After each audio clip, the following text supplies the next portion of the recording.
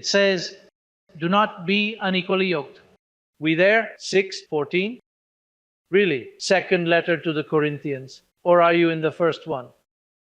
The second one, it says, do not be unequally yoked together with unbelievers. Hey, why shouldn't one associate with an unbeliever? Who does God save? To the believers.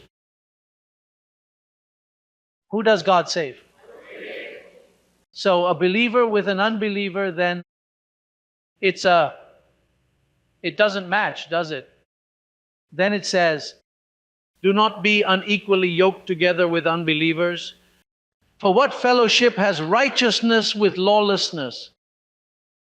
And what communion has light with darkness? And what accord has Christ with Belial? Or what part has a believer with an unbeliever? And what agreement has the temple of God with idols? And what agreement has the temple of God with idols? For you are the temple of the living God. As God has said, I will dwell in them and walk among them. I will be their God, and they shall be my people. Therefore come out from among them and be separate, says the Lord.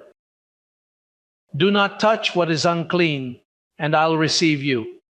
I will be a father to you, and you shall be my sons and daughters, says the Lord Almighty.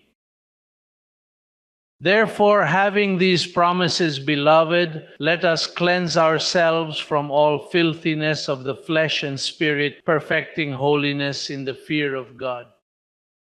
But it's one thing to be a believer and quite another to be a non-believer. And to the one who hasn't received the grace is an unbeliever. My family is Protestant. They attend church. And in this case, they are unbelievers because they do not believe the gospel. I was a Baptist and I was an unbeliever. And I was Catholic and an unbeliever. Now there are unbelievers by seed and there are unbelievers because grace hasn't reached them. The news is that there are two types of unbelievers. There is the son of perdition who no matter how hard you try will not be saved because he is called the son of what? But Paul also speaks of another type of unbeliever. He is talking about, for example, Peter was an unbeliever. The apostles were unbelievers because they did not believe in Paul.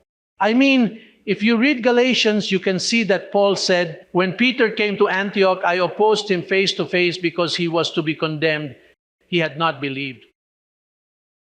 And they were Christians, Judaizing Christians, non-believers of the covenant of grace. The pastors of Miami are skeptics to me because they have not believed the message of grace. To Paul, they are unbelievers. Do you know why? Because Paul says that the devil was destroyed, but they say he's alive. How unbelieving they are. Paul says that you are born already saved.